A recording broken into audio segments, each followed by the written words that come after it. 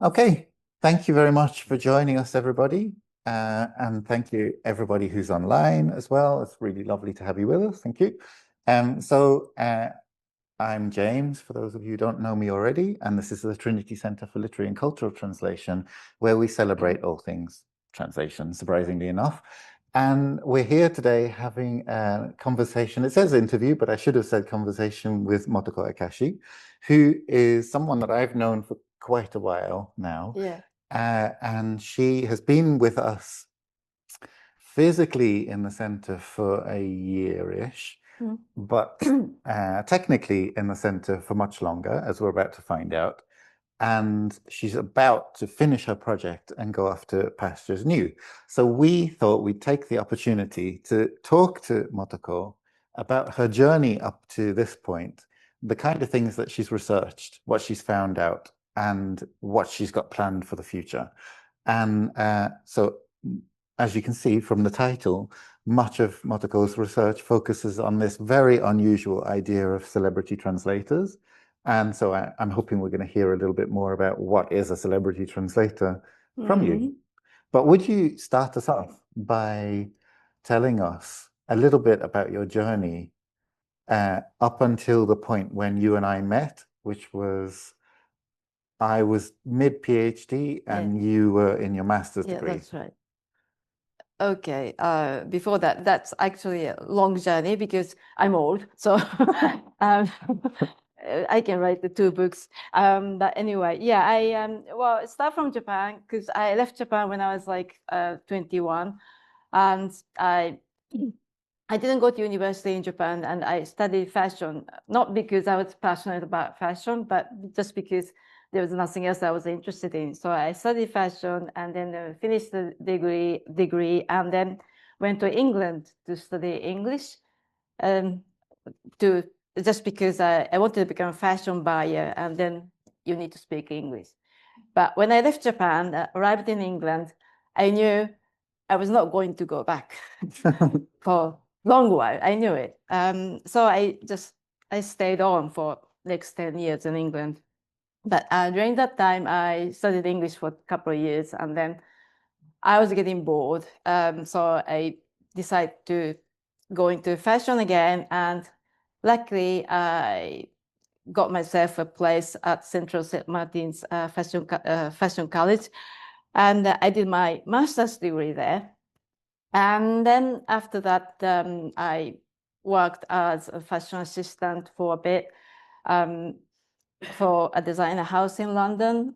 And then I ended up establishing my own brand because when I did my assistant job for these designers, I learned how to run the business, because at the time it was like mid-90s, and then the British fashion was once again booming, and it was one of the coolest places to be on in the whole world.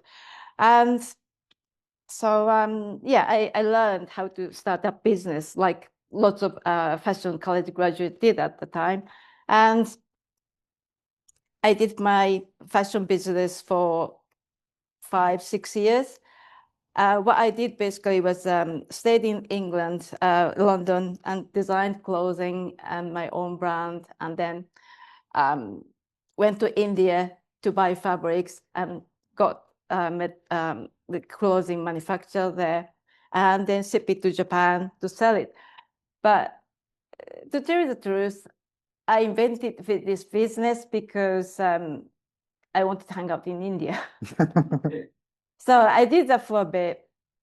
And because Japan was going into deep recession at the time, and then fashion wasn't selling well, and then I thought maybe it was the time to just wrap up.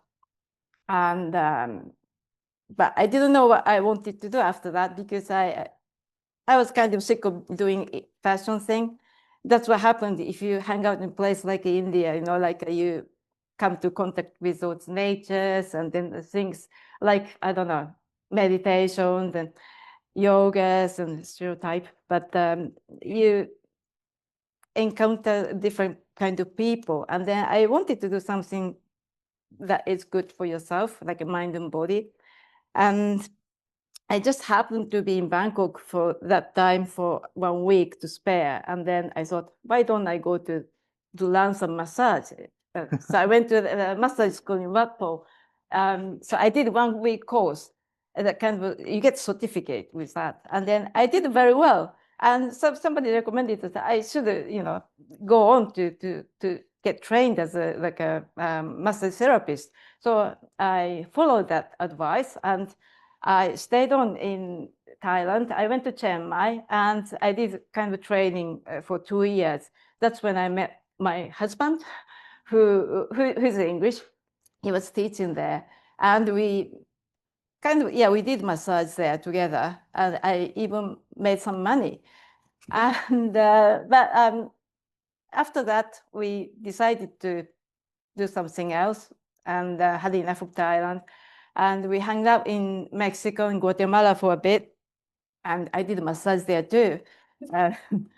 And it was quite funny because we put the other part, Thai massage, and then the people called up, was like, so what kind of massage you're offering? Is it for men, or like, because I put Thai massage, and then people misunderstood me. I kind of gave a sexy massage.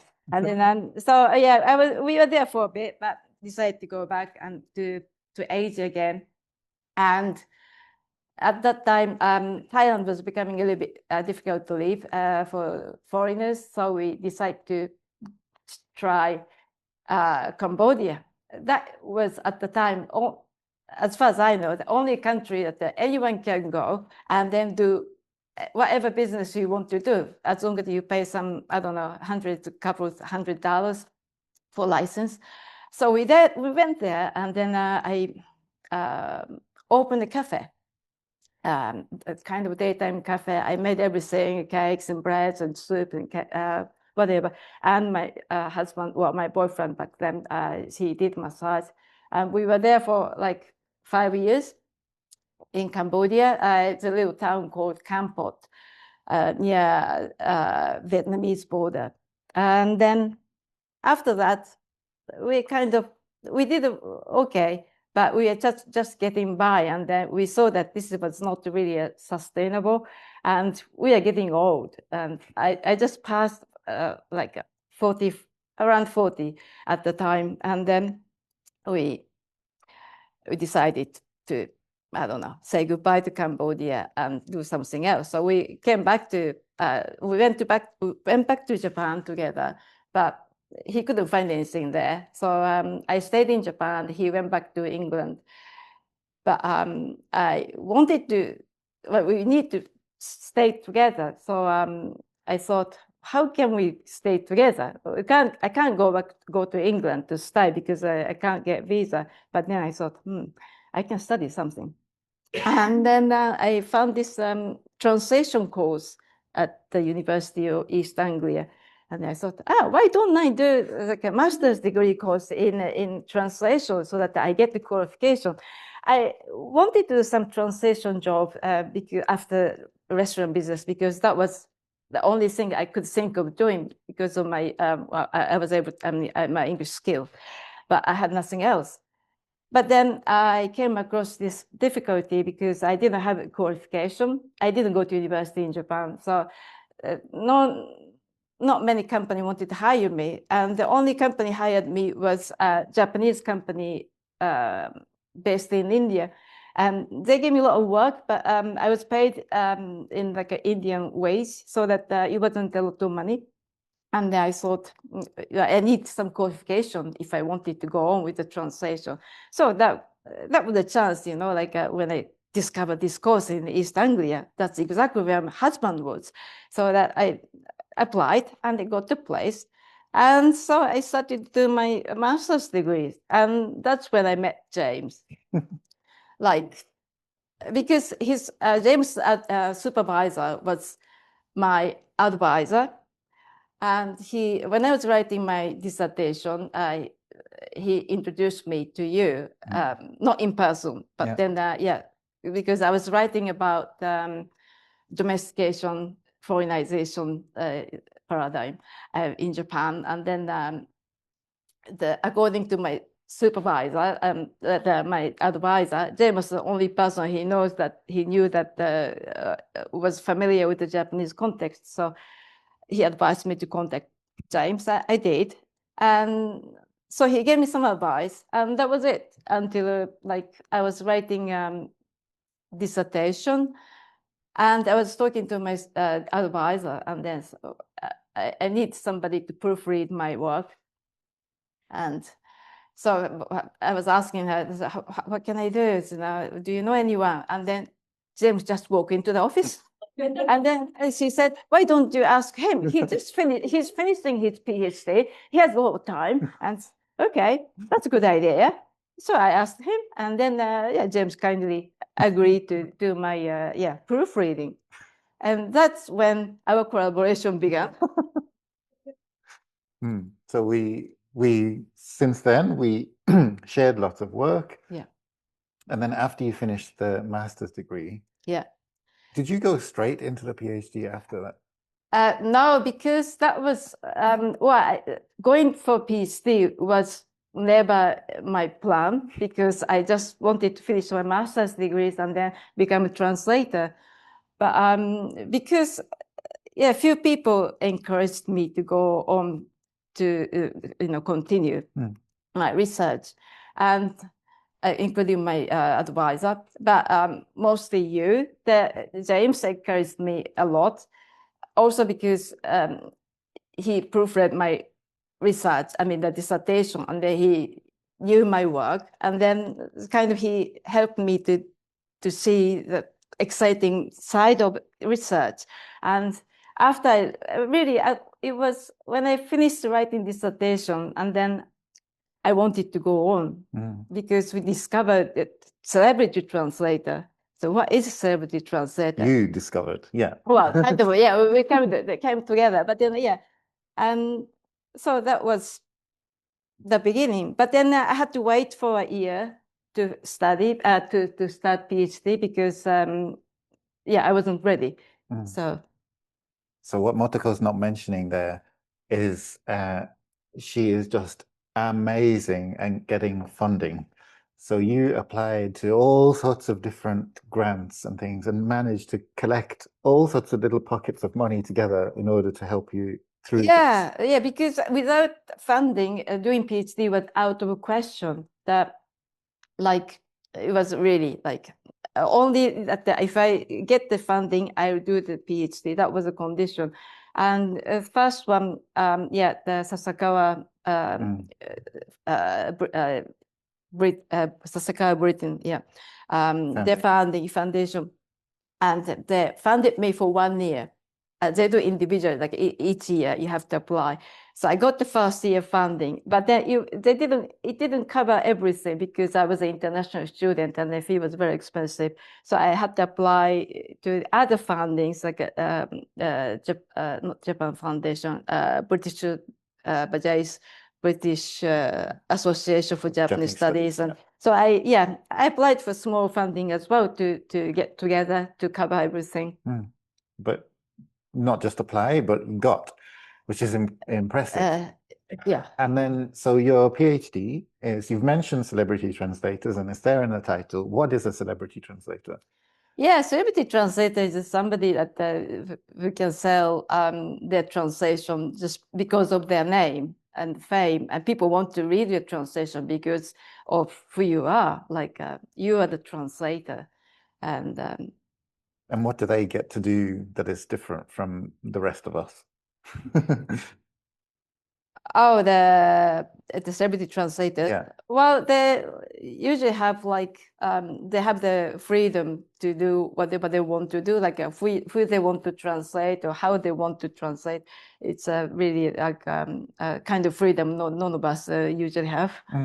And you focused specifically on Murakami for your thesis. Why did you choose Murakami? Well, he's a prime example of the celebrity translator because of his fame as a writer. And this I discovered when I was writing dissertation, because he had this approach to translation. He did whatever he wanted to do, and he said things like, "Oh, if you don't like my translation, please read other people's translation. This is what I do," a kind of thing. I said, "Wow, how can he do this?" And then, well, because he's a celebrity, he's he's allowed to do this. So that what got me interested in researching a celebrity translator. And he, so probably outside Japan, he's most widely known as an author. Yeah. But in Japan, is the understanding of Murakami's role more complicated than just saying he's an author? Yeah. So he's like, being a translator is like a big thing as part of his identity. Because he produced more translations than he writes novels, so that his role as a translator is very significant in his writing career. And also, during my PhD, I had been pestering him to answer my question because I wanted to interview him. Of course, he would say yes to that. But after 3 years of pestering him, he finally gave in, saying that, "Oh, I give in because of your passion." And then I got him to answer my question. And then in that answer, he said he wants people to read his translation because then people can understand why he writes the novel he writes. So his novel writing is really, I don't know, interconnected with his translation. They kind of influence each other.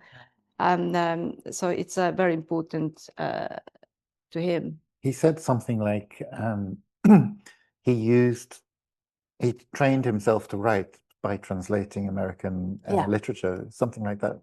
Yeah, when he started as a writer, when he first wanted to write a novel, he wanted to, but then he couldn't because he never learned how to write a novel because he didn't like those Japanese authors, so he refused to learn from them. To him, they had nothing interesting for him. So he wrote first in English. His first chapter of his debut novel, he wrote in English and then translated into Japanese. In that way, he was able to express what he wanted to say, and that had become his unique writing style. Mm-hmm. So he's known as sounding quite American in Japanese, isn't he? American, yeah, people used to say that, but American, just because he used lots of references from American products, or like brand names, and But could you give us an idea of what kind of things he's done in translation, which would maybe be a bit unusual if he was not a celebrity? Oh yeah, he translates only the works by the authors he admires. He takes no orders. He has no deadlines. He translates only when he feels like it's translating. That's what he said. So that he loves a few authors. One of them is Raymond Carver. He introduced Raymond Carver into Japanese book market for the first time when Carver was actually not that famous in the States. And because Murakami was so much in love with Carver, and then he wanted to translate, and he asked his editor. That was 2 years after he made his debut, and because he won the award for the he won the literary prize for the newcomer, and then he already established some kind of fame, so his editor agreed to publish his translation on condition that he has his name printed larger than the author. So he translated, and he didn't like the idea, but then he had to say yes to that, and otherwise he wouldn't have been able to publish his translation. So he went on to translate all this Carver's work. He has translated entire collection of Carver's work. He has a monopoly.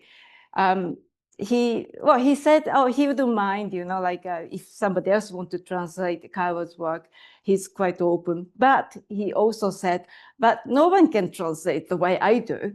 So he can say that because he's a celebrity. And he does the same for Fitzgerald's work. He translated an entire collection of his works. So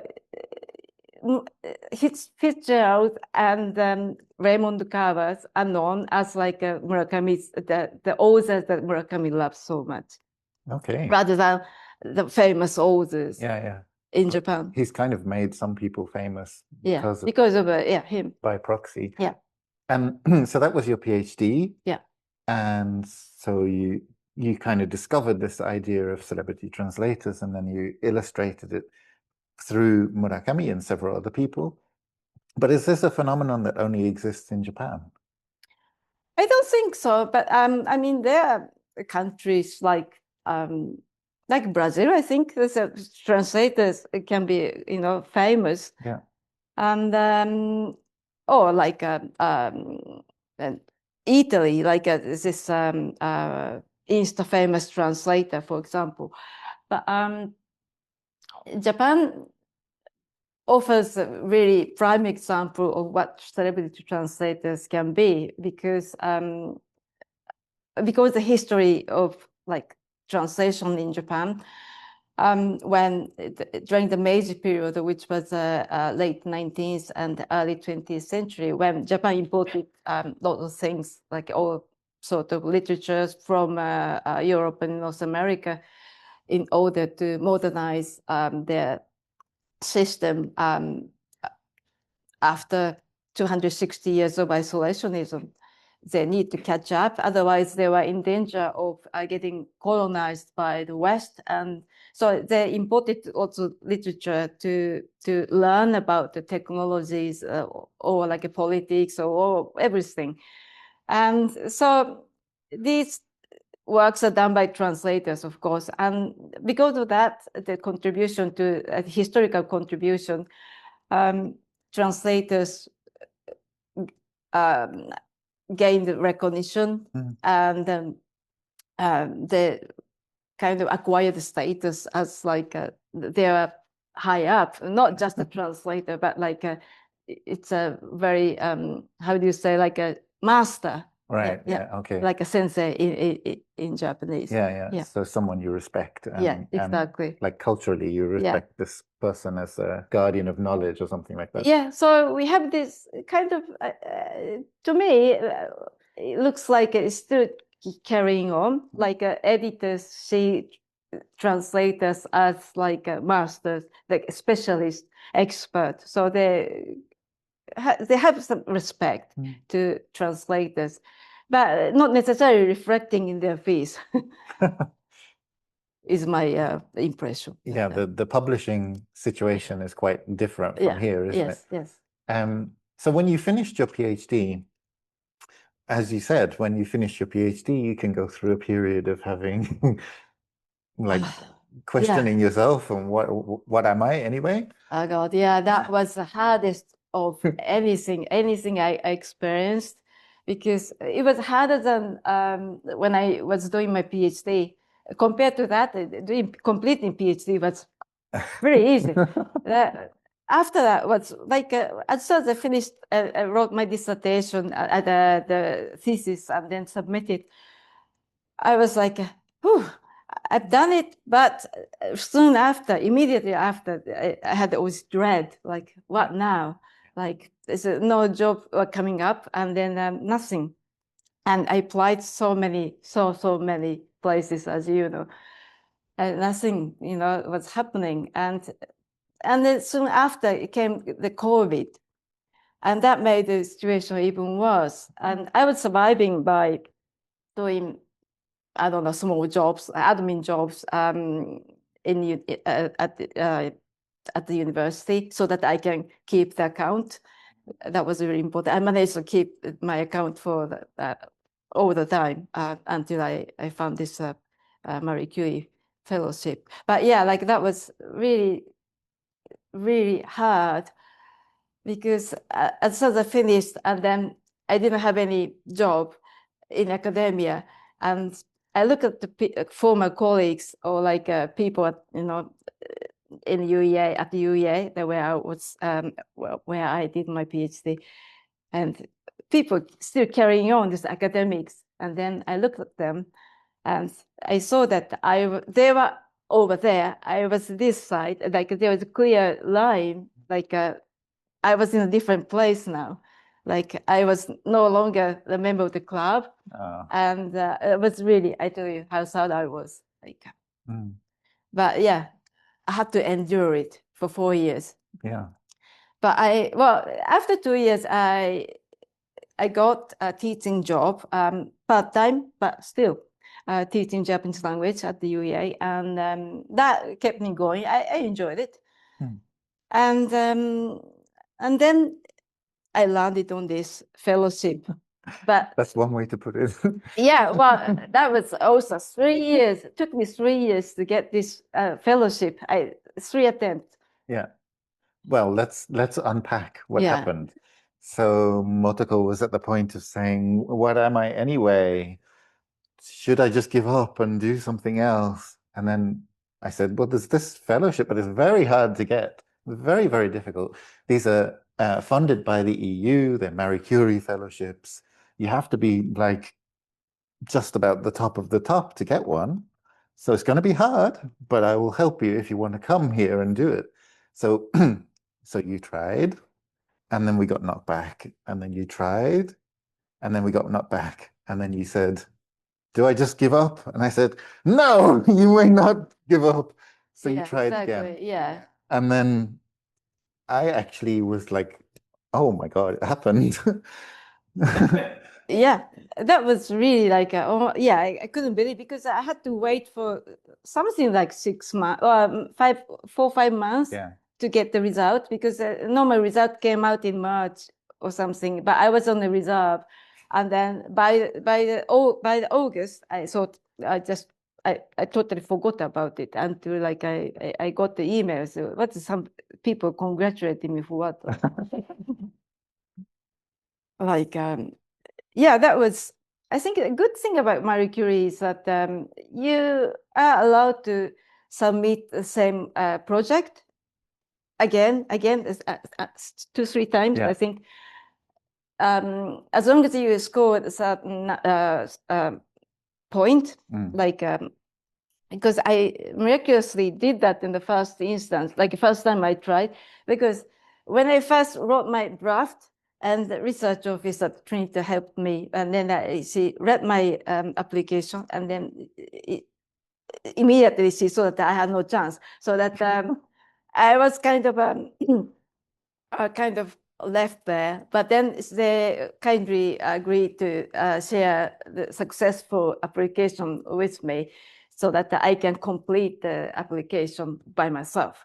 So I studied it, and then I did it, and then I scored like just over 80 points. That was really amazing. It's amazing. But I didn't get it, so I didn't get the position. But after a couple of times of trying, you did. Yeah, I did. Yeah. And so, what has your project been about while you've been here? And describe to us how you've been here but not here. Yeah, like I wasn't physically here, but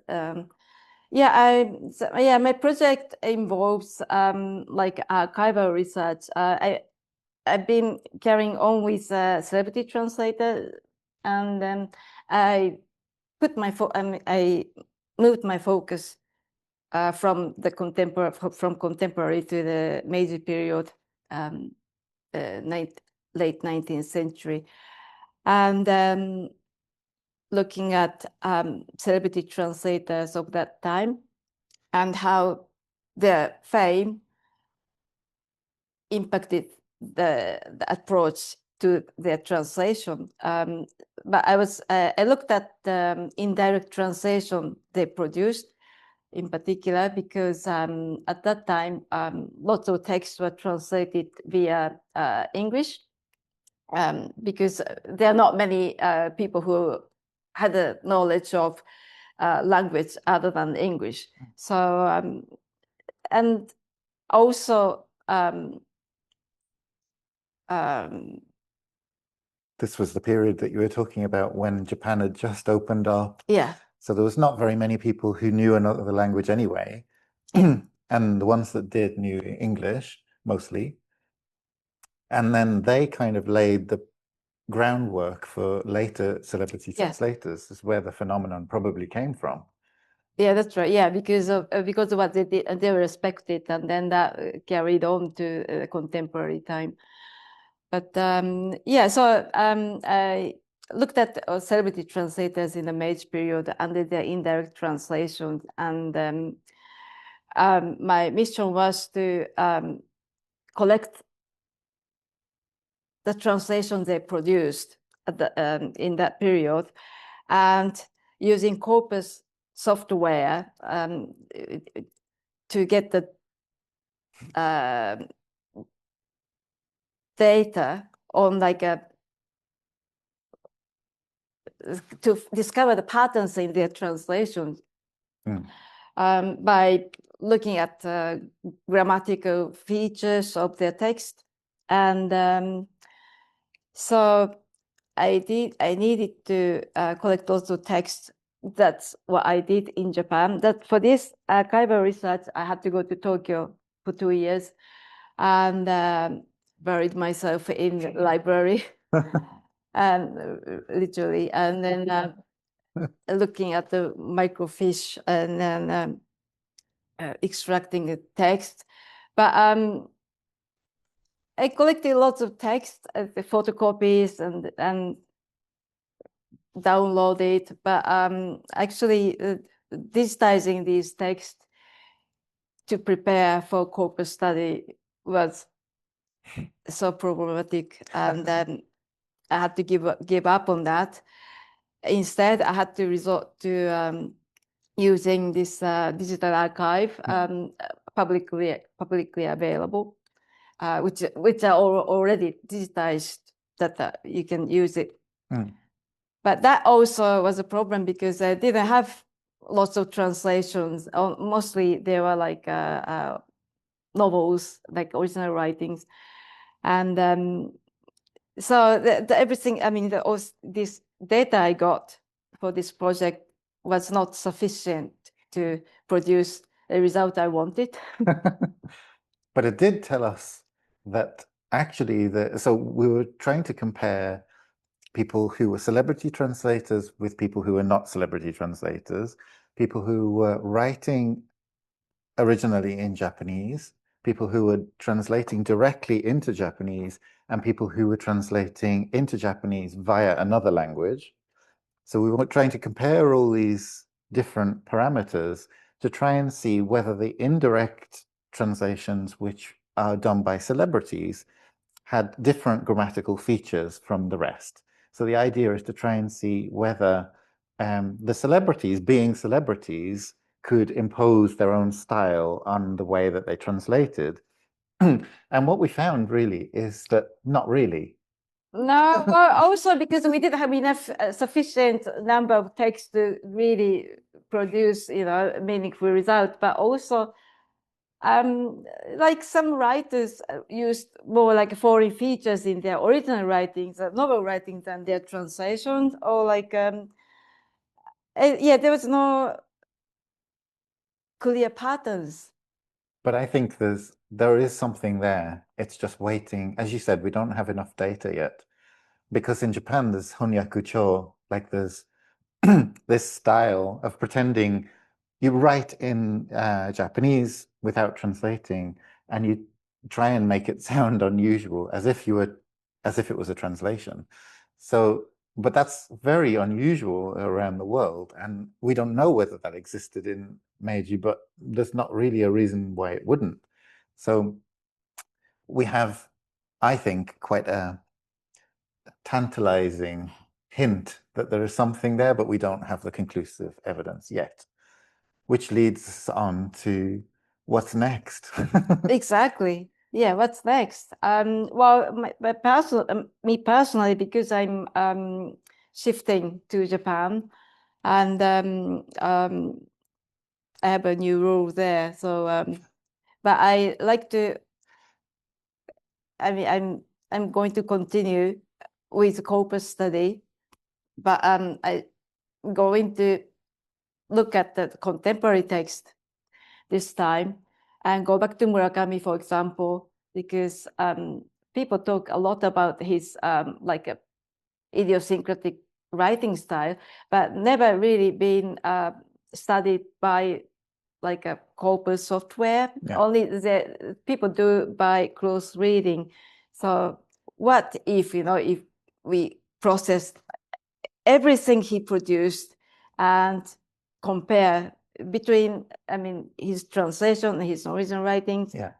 or yeah, something like that. It's possible because texts are more easily available, For sure, yeah. than the one from Meiji period. But there's also someone in Meiji, Mori Ogai, who you can do a similar kind of comparison because he was quite prolific as well, wasn't he? Yeah, it's interesting that Murakami is often compared with Ogai.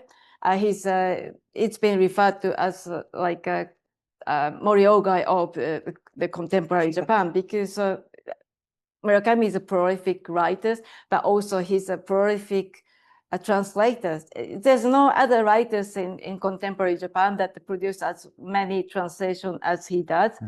And that can be said for Ogai also. He's the most prolific translator, isn't it? Because By far, yeah. But I noticed how you very diplomatically said, yes, I have a job in Japan. Let me just pause there, because you won't say it, but I can say it. So Motoko doesn't just have a job. So she's been kind of catapulted into a full professorship in a very prestigious university in Japan. So she's very, very humble about this, but I'd like to say congratulations. Thank you. Thank you.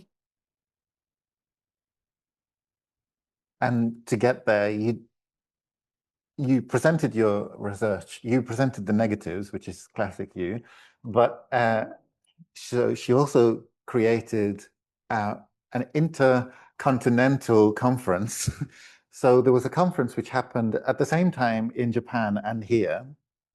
And so some speakers were in Japan, some were here, and Motoko managed to organize and manage the whole thing at the same time. Amazing work. Oh, no, I mean, collaboration. No, you did it.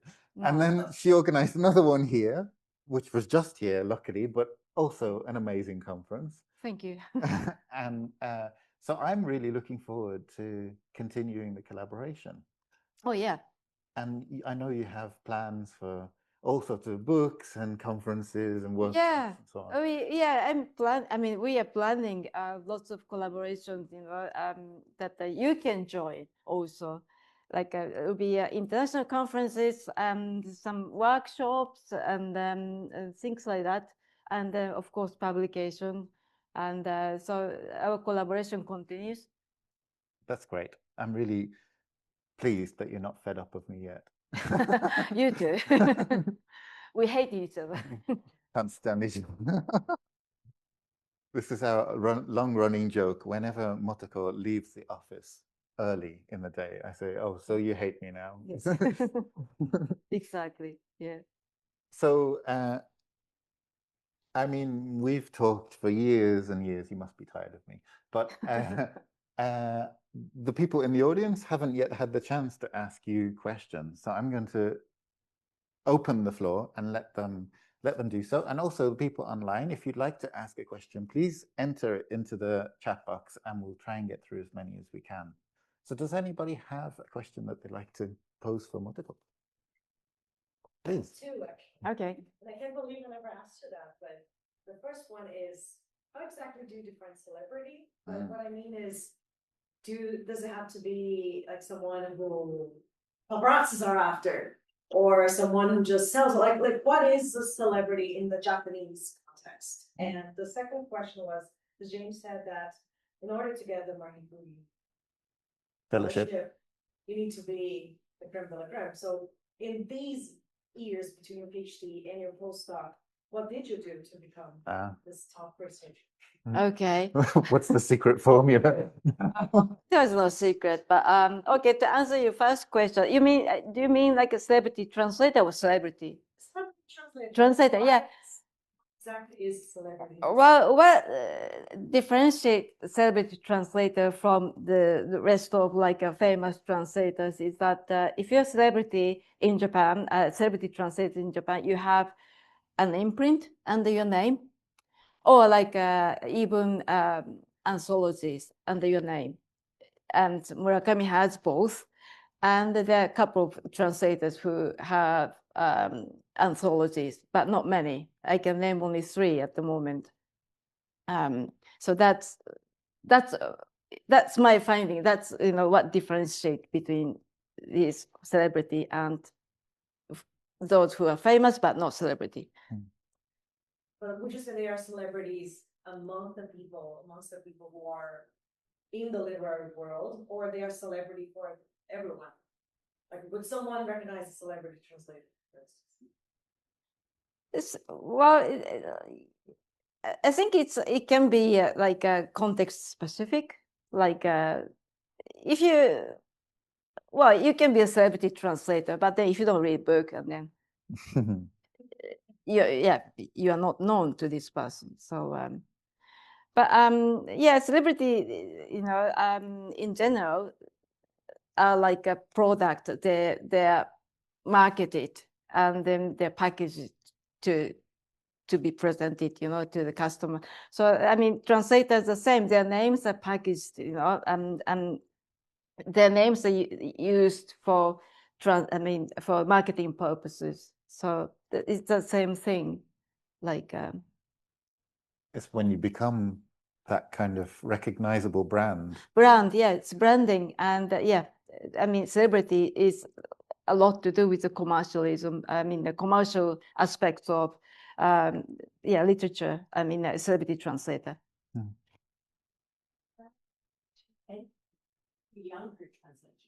If you have a celebrity translation who takes up a lot of the oxygen, yeah, that's what one of the celebrity translators I interviewed was saying. Because there are few big names still active, and then it makes it difficult for younger generation to break into this market, and also to earn reputation. There are lots of younger generation recognized translators, but really hard for them to become famous. But can we return to Nayara's question about what did you do in between finishing the PhD and then getting the Marie Curie? I mean, what did I do? I just applied and applied and applied and applied 100 jobs. Like, just kept applying. Like, were you writing articles, and what do you do academically? Well, yeah, I did write articles, and then what did I do? Apart from applying jobs. A lot. Chapters, a book. Yeah. Edited. Yeah. Oh yeah. Yeah, there's a book. Yeah, there was books, and then we collaborated, and then I mean, and also James kindly offered me the opportunity of joining his class online, and then that gave me a teaching experience, things like that. We had a great experience of publishing in Japanese as well. Remember? We wrote an article in Japanese. That was first time for me too to write article in Japanese, and then the draft. I mean, not draft. We submitted, and then one of the reviewers said, "This cannot be called article." I don't know. Somehow we didn't have that format that they have in Japan. We wrote in kind of translation studies style, international translation studies style, but Japanese had the different formal stuff. And but yeah, they accepted anyway. But they decided to put our article as like a research note instead of an article. But people have contacted me afterwards and said, why is it a note? Like Japanese people have said, Yeah. I've read your article. Why is it a note? Note? Yeah, exactly. Yeah, because there are two reviewers' disagreement, like yeah. So Motoko again is being very humble. She published like crazy. She was just really, but very, very active and going to lots of conferences as well. Oh yeah, I love conferences because you get to travel. I think there was another, please. I read Murakami's translation into Japanese. Oh, yeah. It's a long time ago. I don't know when he translated it, but I read it about 20 years ago when I was kind of finishing studying Japanese. I noticed, and I haven't read that many of such translations or celebrity translations, but I noticed, and what I enjoyed about it was he really took a lot of liberties with the translation. He didn't do very direct translation of all the words. He kind of took sentences or pairs of sentences and changed them into the Japanese context of the Catcher in the Rye.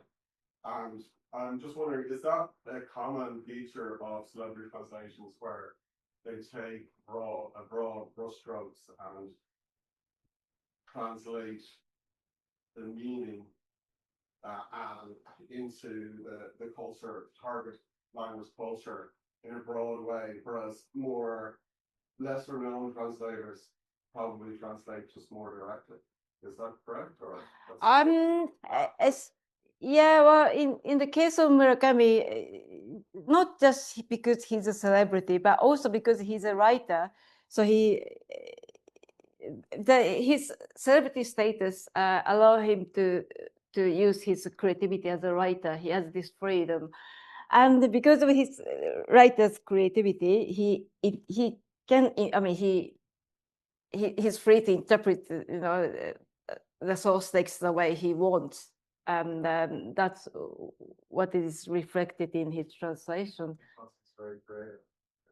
And yeah, like the Catcher in the Rye to Murakami, it's the autobiography of Salinger, and then so that he interprets it very differently from other translators, but he can get away with it because he's a celebrity and a writer.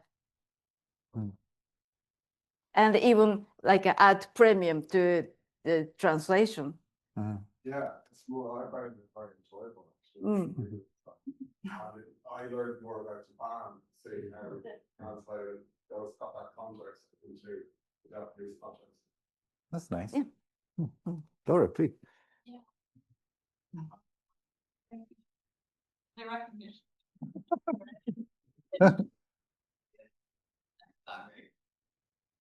You said something really interesting about, I guess, in 19th century translation that they had to import in order to not be colonized, which I thought was just very beautifully phrased as well. And I was wondering, do you think that the celebrity culture that grew up around colonization has something to do with that, like resistance trying to be colonized? Like the English context that I know, like Renaissance, and back in the Renaissance, they imported a lot of stuff, but then they had often make the show their dominance over it, and the fact that the English script, and it's like now ours, and taking it. So like, I think the celebrity is like a part of that mastery, or like we kind of taking it in and making it like you're not master of it. That's a very interesting view that well, no, I hadn't thought about that actually. That's what do you think? I hadn't thought about that really. I haven't thought about it from the perspective of celebrities, but when I did that corpus analysis for all the translations, I noticed that when Japan had reached beyond the point where it was likely to be colonized, the number of translations started to dip, and then it kept going down as we get closer to like the run up to World War II. Like as it starts colonizing Korea and Taiwan, the number of translations is starting to fall away. So it was like translation was a reaction to the sense that we might be taken over at any point. And then once they've reached the point of saying, like, we're on that same level now, then translation, I think, becomes less of a priority. It's kind of sad, really. That can be said. What's happening now in Japan, like people, I mean, the younger generation turn into more like Japanese novels than the translation, because people are losing interest in European literature. That's why I heard, like European. I mean, yeah, European literature is no longer like fascinating to them. So maybe because of the, I don't know, internet, or like they traveled already and nothing to fascinated about, like West has nothing to offer to them. That's the younger generation's view, which I feel a little sad. They are not inspired. But that also connects like policy system theory and the idea that like it's like been saturated, like Murakami's like kind of brought in this like I guess American atmosphere, and so that's already He's yeah. taken in. He's probably the last generation that the people that when writers took us inspiration from like foreign authors, because the younger generation writers, they're mostly, I don't know, many of them are inspired by Murakami or like the Japanese authors, rather than like foreign authors. That's my impression. That also making the whole literary culture going inward, I think. Mm. And that's formal stuff. Would anyone else like to ask a question? To what you said, if you don't mind briefly, I heard that less Japanese people are traveling to live abroad as well. That's a trend over the last 15, 20 years or so, that they're just not interested in going to live in other countries as much as prior to them. So maybe they're presumably they're connected. Yeah. Yeah, that's sad. It is sad. But when you were in Japan last, you went and spoke at a school, didn't you? And, yeah. And people were really interested in hearing about your experiences. Yeah, like I went to give a talk at the high school in Tokyo, and then yeah, I told my experience of living abroad and then doing research to them, and then they're kind of those students were interested in like going abroad, but then mostly they're afraid, like just not very confident because of the language skills, but also I don't know, they're not adventurous enough. Yeah, it's terrifying. Yeah, for I think most the English language education is not as strong as it might be, and I think people are aware of it. Most people don't speak well enough to be able to survive. No, but when I first went traveling in Europe by myself, I hardly spoke any English, but I decided to go. And then that taught me a lesson. I need to speak. I don't need to speak English. That made me go to the language school, on my return to Japan. And then that what led me to go to England also. Brilliant. Well, we have time for one last question, if there is a question remaining. Actually do. Please. Because you're mentioning direct translation, and I wanted to know whether this was a topic that you wanted to incorporate in your postdoc because you thought it was something that interests you, or was it collateral? Like you just said, well, I think I will have to think about indirect translation in order to research this topic. How was it? Well, because indirect translation was kind of new to me, because that was not my interest, when I did my PhD. So I thought that would be good. I thought, and also because there are lots of I realized that there were so many translations produced that time were indirect translation that I didn't know initially, but then I came to realize that, and I thought, that's a a good thing to consider. That's why and also James, because he's expert in the indirect translation. So as you may have heard at some point. Okay, so with that said, would you please join me in thanking Motoko for this conversation?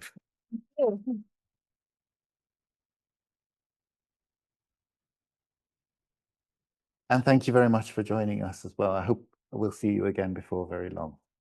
Thank you. Thank you.